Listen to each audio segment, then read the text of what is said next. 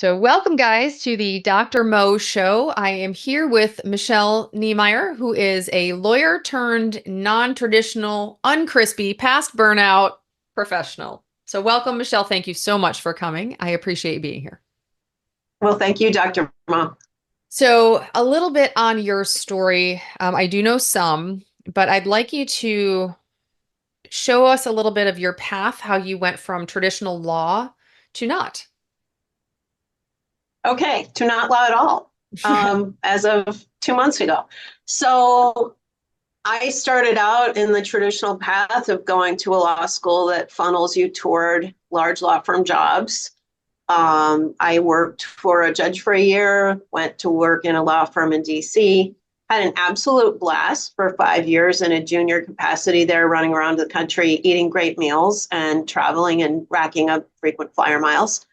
But the part of the law work that is most common, the part people don't realize when they go into that profession based on what they know from TV and movies and whatever, is that law is extremely isolating.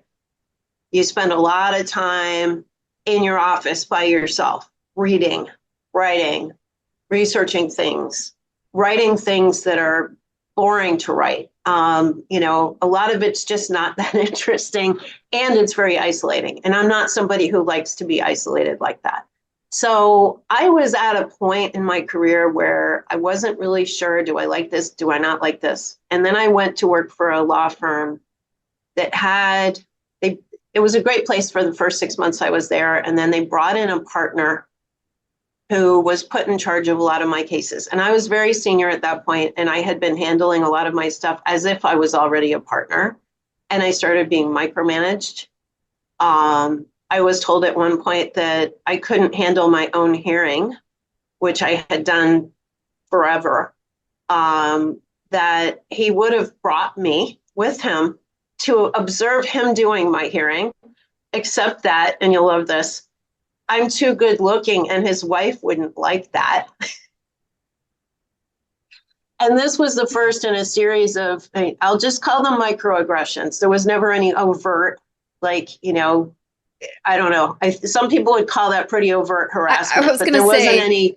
in medicine and law, sometimes the microaggressions to the public would be like, that's not micro, that's pretty Other people macro. would be like, holy shit. But yeah, like that really, there was never any unwanted touching or anything like that. Right. But it was really not a good environment, and it kept getting worse and worse. And after I made partner, it became this kind of like aggressive, hostile competitiveness, because there was almost like a threat there. If I did well, he wasn't. Uh-huh. And so over the course of the next 4 years, I kept going, this guy's going to leave, this guy's going to leave, this guy's going to leave, he's got to leave at some point.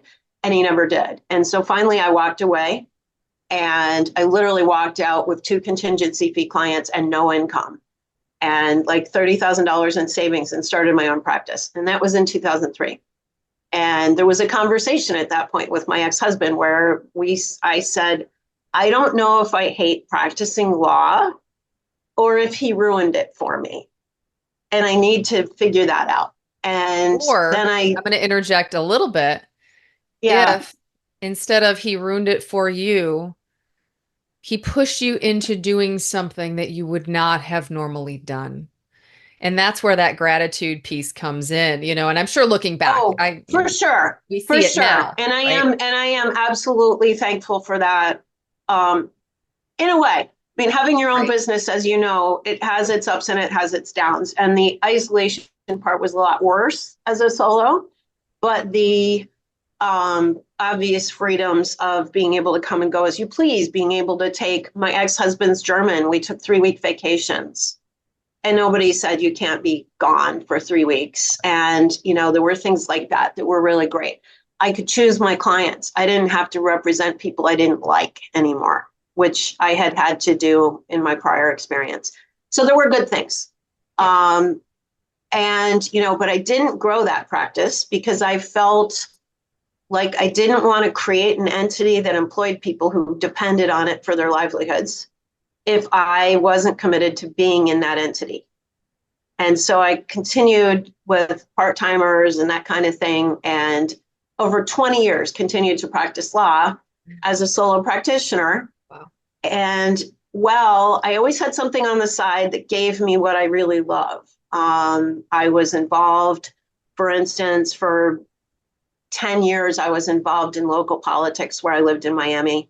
I was elected twice. I was appointed to a board and then elected twice. And then I ran for a city commission seat, which I lost. And then, continued to be involved in the thing I was already on.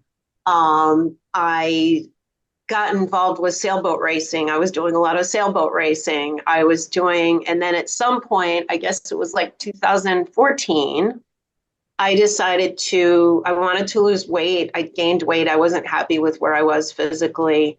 And I did a Beachbody program and I lost about 35 pounds. I was in great shape. I felt amazing.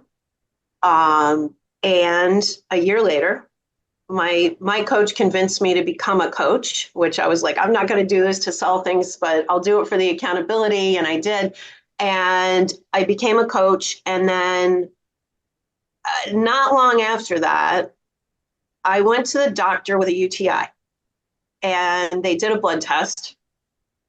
And the doctor was fascinated. Actually, wind it back a little bit. Before I started the Beachbody program, that was instigated by a health scare. And the scare was I had this horrible pain and I thought I had appendicitis. And I went to the emergency room. They did blood testing. They thought I might have gallstones, but they didn't see any evidence of gallstones in an ultrasound. It was all in the labs, and the labs had a certain pattern of elevated liver enzymes that are associated with gallstones. So they said, go to your doctor. Well, I left. I understood that you can change the gallstone thing with nutrition. So I went on this diet and changed my lifestyle and got in the best shape of my life. And a year later, I have this blood test and the doctor calls me and he says, could you come in? I'd like to talk to you. I'm like, what doctor does that? Right? That scared me. Mm-hmm. And I sit down with him and he said, I know that like, I'm your boat neighbor's friend and you don't really have a doctor right now. And you just came to me, but when's the last time you had a checkup? And I'm like, I don't know. And then he said, I'm concerned about these elevated levels of these liver enzymes, and I want you to see a specialist as soon as you can. And so I saw somebody who diagnosed me initially with something even scarier than what I really have. They diagnosed me with something they call an overlap syndrome of primary biliary cholangitis and autoimmune hepatitis. That's not what I had. I don't have the overlap. I just have PBC. But if you go on Google and you look that up, it is truly frightening. And I had some experience in my family and with autoimmunity in the past. I knew that they tend to throw steroids at that and it doesn't work. And it just makes people angry and mean. And I also knew that, if I was going to deal with this, I wanted to try to do the best I could without drugs. And so I got very lucky, actually. I had a friend who was a naturopath who gave me some guidance on what I could do. And then I did find a really good doctor here in Miami, a hepatologist, who was trained in Brazil and who said, oh, yeah, you want to do it nutritionally? She's like, I'm not optimistic. I really don't think it's going to work. But I will follow you and we can do monthly blood testing and let's watch the trend and see what happens. And we did that. And it didn't work. my enzymes went up like you drew a line on a graph. It was like perfectly linear how they increased until there was a point where I had a meeting with her and I said, listen, like, is there a point where you're going to tell me this is dangerous and we shouldn't play this game anymore? And she said, yeah, I think you might want to start taking the drug right now. So I take this drug that it essentially dissolves cholesterol that's stuck in my bile ducts. Mm-hmm.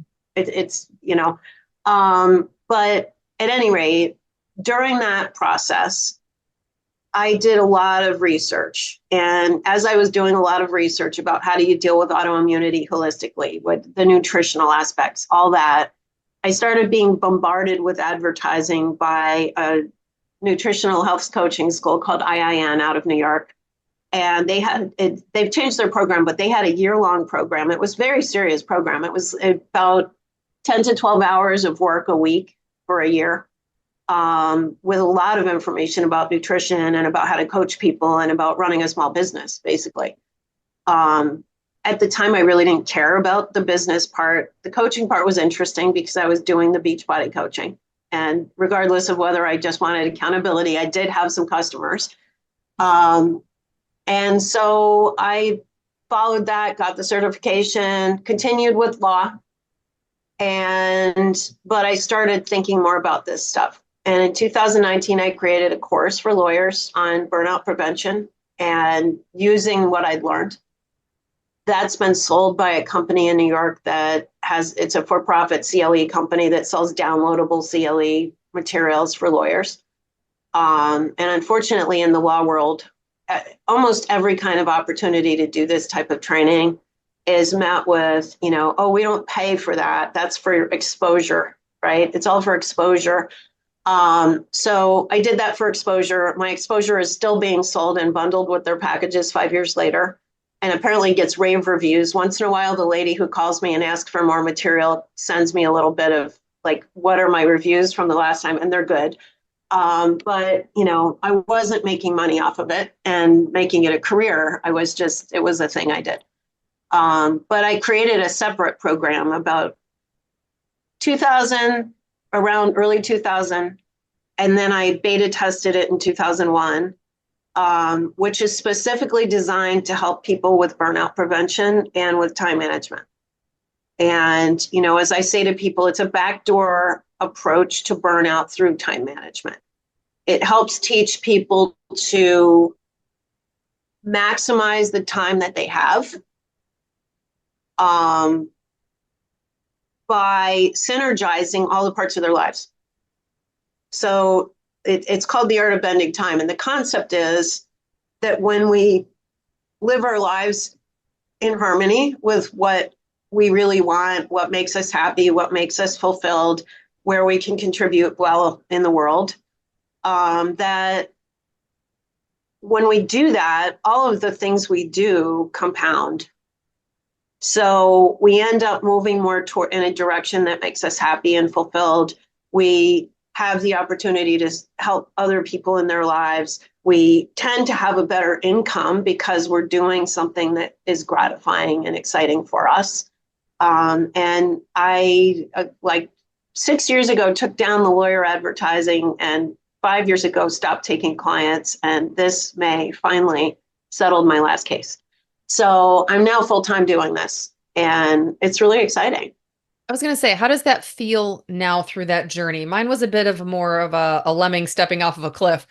Yours was a gradual growth into this space. But Yeah. how was it for you when you took down your shingle? How did that feel? Well, when I took down my shingle, it didn't make a difference. That's really weird. And that could happen to you too. When I took down my shingle, which was, my website that I'd been paying for, and I didn't really advertise. I had started so early in having a website with a good name that I was on the top page of Google rankings without any active advertising. It just came up. So I had a very good reputation among the people who do what I do. I was an insurance coverage litigator in Miami. A lot of other lawyers knew who I was. And so I'd get a ton of referrals from former opposing counsel, other lawyers, mediators, so none of that stopped. And that was where, like I said, when I said I took it down and then I stopped taking clients, I actually had to draw a line in the sand, because what was happening is there was definitely this fear level of, well, if I stop law, I'm not going to have any money to live on, right? Like, that's scary. Mm-hmm. And was that if true? Right now, yeah. Well, so, but let me dig into that a little bit, because is it really right, because true? I mean, I'm no, sure of course not. you didn't live paycheck to paycheck, so you've certainly got those of us in those in the high level professions, we do think ahead. Most of us think ahead, right? So you are going to plan a little bit. But what I see in a certain demographic is because I teach people to build lives they don't need to retire from. Right. And Right. that's where that difference is, where we go from saving for retirement to jump off that cliff to, Right. oh, we're not going anywhere. We're just creating more value. Right. And the other piece of it is that, and this is where staying in that place where you don't like what you're doing and you're not inspired. I'm going to be perfectly candid. I destroyed myself doing that because I was not highly compensated. I was doing the bare minimum to cover my expenses with my law work because I didn't like doing the law work and I didn't want to do more. And I kept having it in my head, well, I'm going to get away from this. And so I didn't grow and I didn't pursue tons of work. And I spent a lot of my time on things that didn't pay me because they were more fun and I liked them better and they made me happy. Yeah. Right. So, in the end, my overall earnings as a lawyer are not that great. I mean, I've had some great results for clients and I did not gouge them on fees and I did not take big percentages. And at the end of the day, you look at it and you're like, wow, okay, she worked part-time for 20 years, basically. But flip side of it was I had the opportunity to have experiences that when I was truly full-time working 60, 80 hours a week kind of lawyer work like you hear about, I didn't have friends outside of my marriage. They were my husband's friends, right? We moved to Miami together and I started working in a larger law firm with big long hours and a lot of responsibility. And for 6 years worked in that environment, became a partner, all that stuff. I went to work every day. My friends were people I worked with and they were colleagues. They weren't close friends. We didn't do things outside of work. With very few exceptions, I don't have a lot to do with them today.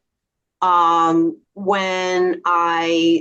we socialized, it was with people my ex-husband knew who were friends that he made because he wasn't working those kind of hours and was doing things outside of work. So, that was a piece of it that when I left and I started my own practice and I started doing things differently, I built a network of friends. I built other things that I was doing that I enjoyed and a support system and all those things. Prior to that, I had nada on that front. And, having moved to a new city and then being in that environment, and a lot of lawyers, that's what they do. And if they continue to work like that for years and years, they find themselves all of a sudden, they're like, what happened? Right. They wake up and, and that's, they wake up and ask, I, I squandered my life. We Right. look Or back and you think, what did I do?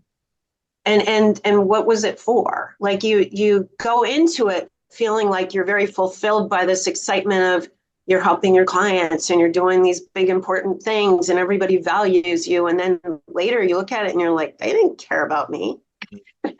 No, and Right. that's I the was most just in, heartbreaking thing. That to me was the most, yeah. in my situation, that was the most heartbreaking thing, realizing that I certainly wasn't valued for becoming a better physician on the floor because Hmm. I now, admittedly, I no longer fit the model because as my Right. brain changed, I was supposed to hit metrics and numbers that number one, I couldn't or didn't want to hit. I liked Right. connecting.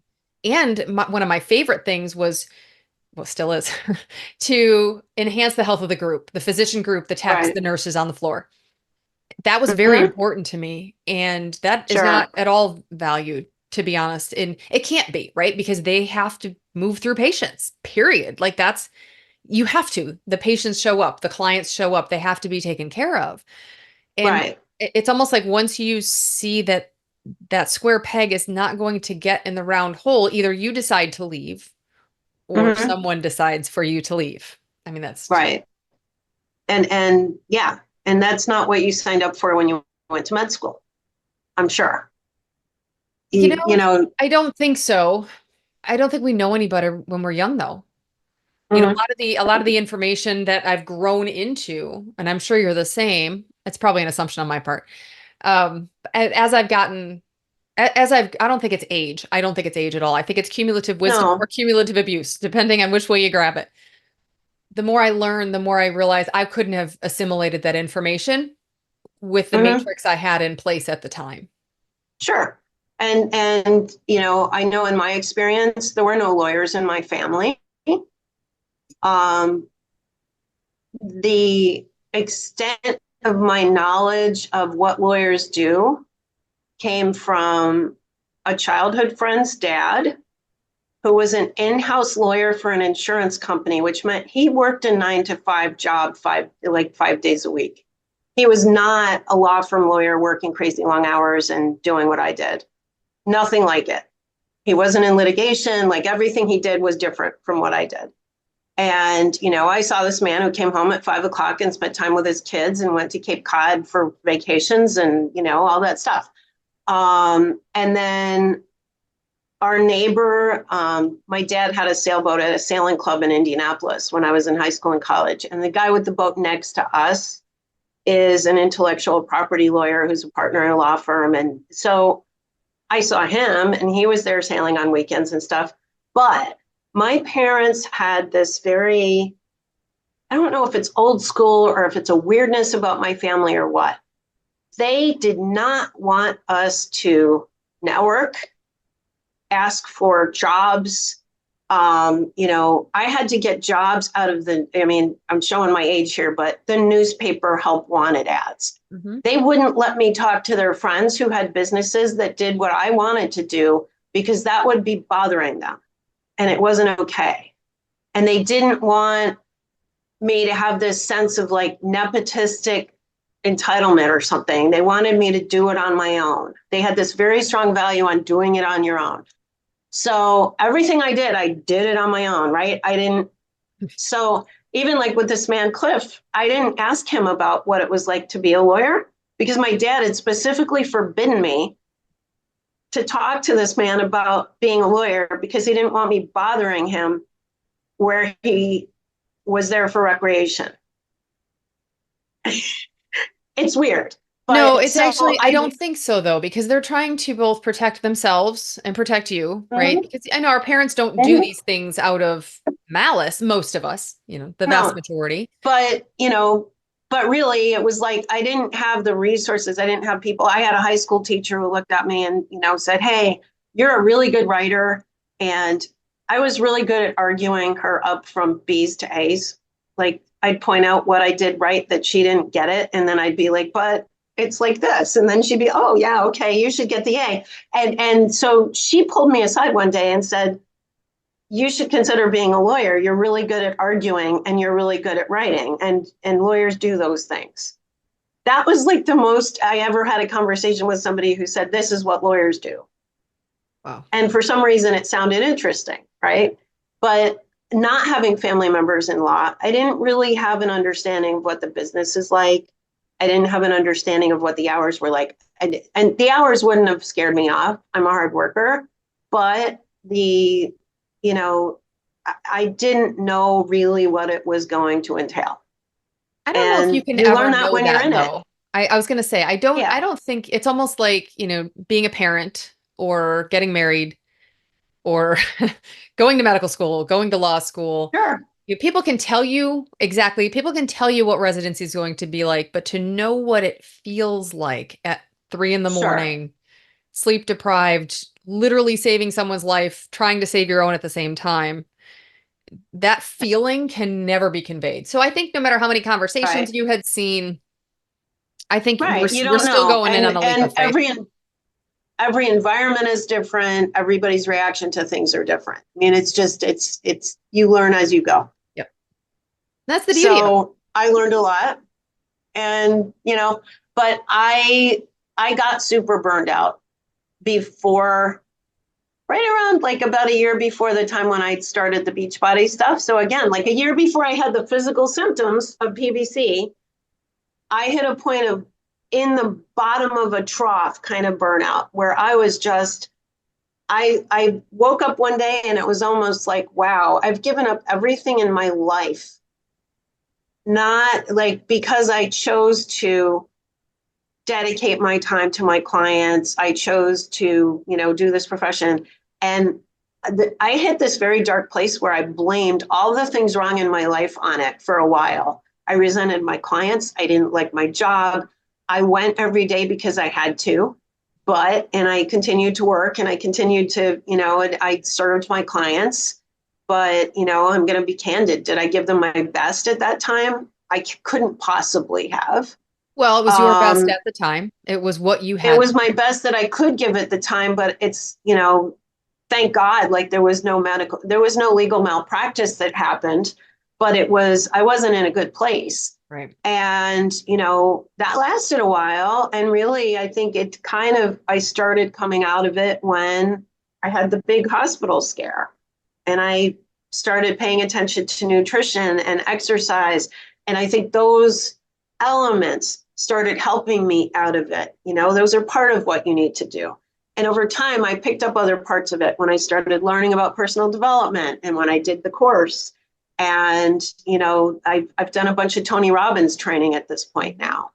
And, the thing that is amazing for me is I went through a breakup recently, and where I might have wallowed in that for a month in the past, it really was okay after a couple days. And this was a serious situation. I mean, I was heartbroken, but I was able to pretty quickly use the mindset tools that I know that help me to move forward and feel good about it.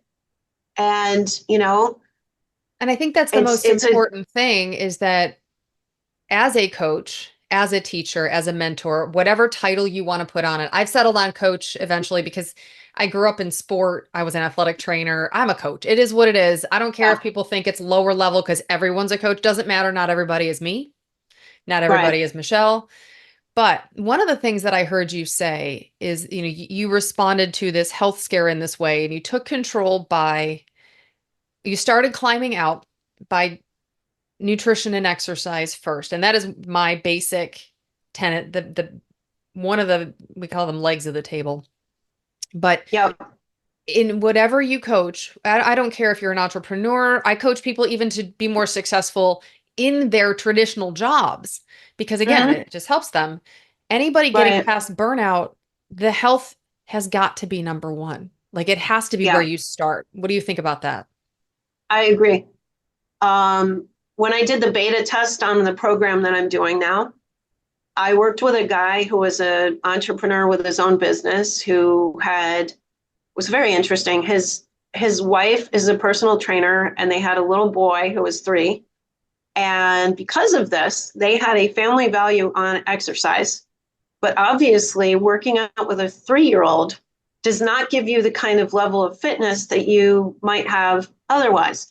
And he was a, late 30s, super physical guy, surfer, like really into active. He told me he'd always been active his entire life. He's the kind of guy that could never stop moving. And, there were times where he'd get on a rebounder when we were talking on Zoom calls.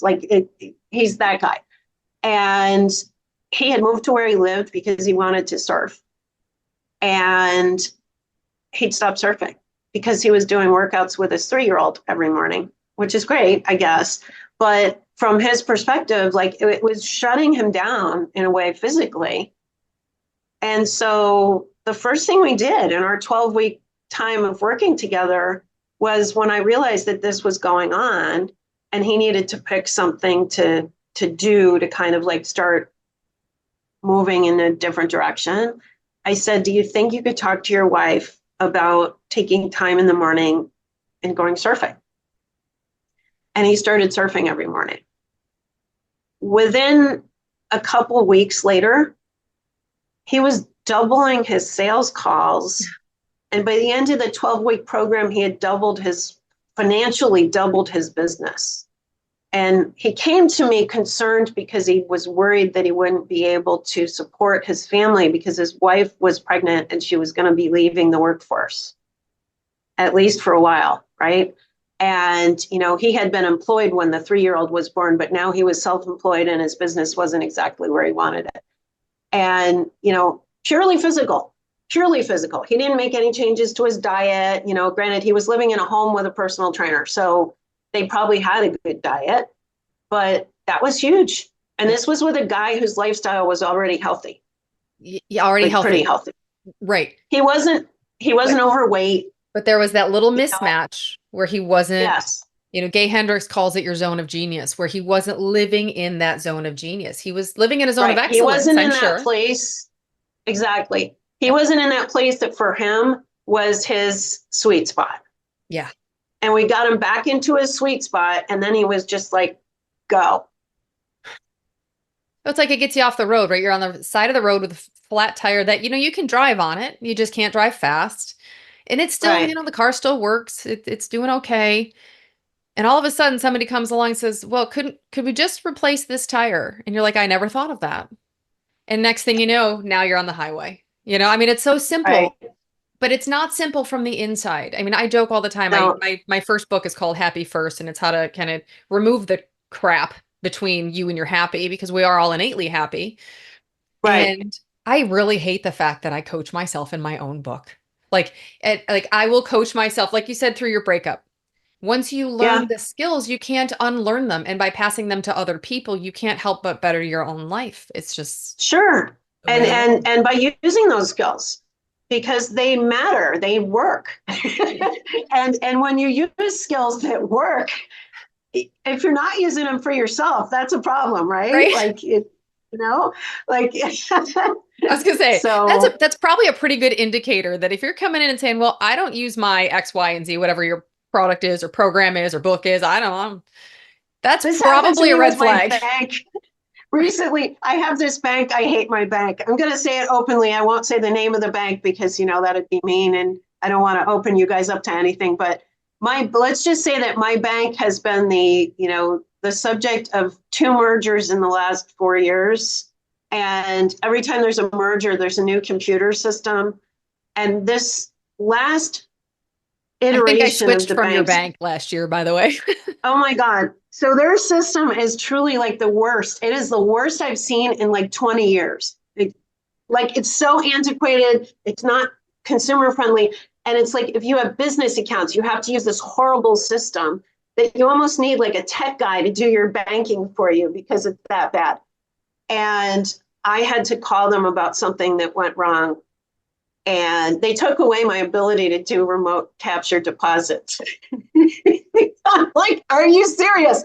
And I spoke to this man who works for the bank. He's in the branch, right? They said, you have to talk to the branch, and then the branch needs to make the request. Really? So I talked to this kid in the branch, and I tried to explain to him what happened and what I was doing when I got to the point where it wouldn't work. And his comment to me was just perfect. He was like, well, I don't have my accounts with this bank, so I don't really know what you're talking about. And I'm like, this is awesome, You know what? I right? think I'm going to not have my accounts with this bank either. I think this is the way it's going. Yep. Exactly. And yeah, it was amazing. I was just like, wow, okay. They don't even have you have your payroll go into an account in this bank. Like, wow. It says the world. It says the world. Yeah. So as we wind down, I want to make sure I don't miss any super important nuggets. What would you like the listeners to take away for, first of all, how to find you? We need to know because you have lots to offer and we all need it. And second of all, Okay. if you could tell people one thing that they can do today to have a little bit of that relief from that burnout that they feel, what would you say? To do something today, be present. I've found probably the most gratifying thing in my life was going to a wellness retreat where they wouldn't let us bring our phones to any of the group activities or to meals. And I had been phone addicted. As long as I'd had a cell phone, it was glued to my hand. And I always had the notifications on and I always had the ringer on and et cetera. And after that retreat, after putting my phone in my room and leaving it in my room and only looking at it basically at lunchtime and at night for 5 days, all it took was 5 days. I don't care anymore. And I have found it's just so important to not try to multitask and to be present in what you're doing and be present with the people that you're with and the conversation that you're in and really absorb and see the beauty in the world, see the colors, and not just be like this all the time, trying to do one thing or another and not like being fully present, because it really, to me, that's everything.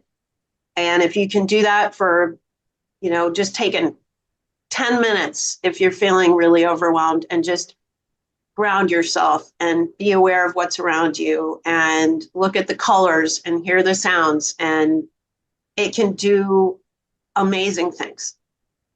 I love it. That's perfect. So Where can we how to find you? reach me? Okay. So I would give you a QR code, but I don't have it on me right now. But I would say the easiest way is my email, which is michelle@michelleniemeyer.com. And Michelle is spelled with 2 L's. Niemeyer is Niemeyer. And I'm assuming Dr. Mo will have a show note or something that'll have that. Yep. Or you can use my cell number, and I don't have a problem with people using my cell number, which is 305-720-1562. Just be aware, I am that person who's present, which means it is set up to filter calls. I'm much more likely to respond if you message me with a text and tell me who you are and what you're reaching out about, or if you leave a voicemail. I love that. And that's one of the things that I've learned the hard way. We don't come to these messages from the universe easily, that Right. I don't have there are a few people on my phone that have notifications, but the rest of them aren't there. So I will pick up my phone I think this was in Life's Little Instruction Book. Do you remember that little paperback book way back in the day? H. Jackson Brown. Okay. I don't know the book. So it's a very small little book, and it's a little paperback coffee table type book. And I think it's from there, but I'll give it the message and butcher it anyway. That Mhm. your phone is for your convenience, not the caller's. And Right. I never forgot those words. That, not to say that I'm pushing people out and I'm saying you can't contact. You just gave your personal cell phone. I do the same thing. People are like, don't you worry about that? I'm like, why would I worry? If somebody needs help, I'm here to help them. But I'm Yeah. going to help them in my way. Right. And the other thing is really, a lot of people, and I know I do this, I'm guilty. I've heard people say things like, oh my God, well, you should never, I can't believe that client sent an email at 3 a.m, or I can't believe that. And it's like, if they had something cross their mind at 3 a.m. and they sent an email, okay, that's fine. Don't expect me to respond to it at 3:15, right? But I'll get it and I'll see it, and okay, Totally. that's fine. Say what you need to say when you need to say it. But Agreed. know that my ringer's off or my Right. phone's in another room. I mean, when I go to bed, my phone is on my desk in my office. It's not even in my bedroom. So, and Yep. and it's a tool. Agreed. Agreed. And my communication, whether it's coaching, I do have synchronous portions of it, but even our Mm-hmm. medical practice, our lifestyle medicine practice is 99.9% asynchronous. And people are Yeah, like, I can't believe that you allow texts coming in at 2 a.m. I'm like, well, I don't answer them. Now we do have right. staff. We've got, 20, Sure. 20 hours of staff a day. Um, but the thing, we're on, and some of my providers actually work nights. So sometimes they're on at 3 a.m. because they're up and they can't Right. sleep, or, but that's just it. If we all work together, we can get better help in better ways Right. that feed both the person providing service and the client. So, and I just think that's Exactly. Exactly. so. So, know that a response will be forthcoming if there's a message left. And I get shocking numbers of calls that people just don't leave a message. And it's like, if you don't leave a message, you don't leave a message. Agreed. Well, You're and probably I've had calling people about say, a well, you didn't campaign. answer your phone. Yeah, no, I didn't, but I would be happy to contact you if I know who to call or who to text, because Right. because I can't, but I need to know who it is. So shoot me your name, right? And that's exactly it. Like, I'm not just going to call back some random number because it's probably something that I don't need. But if you need me, you know where to find me. Yeah, right. Just say so.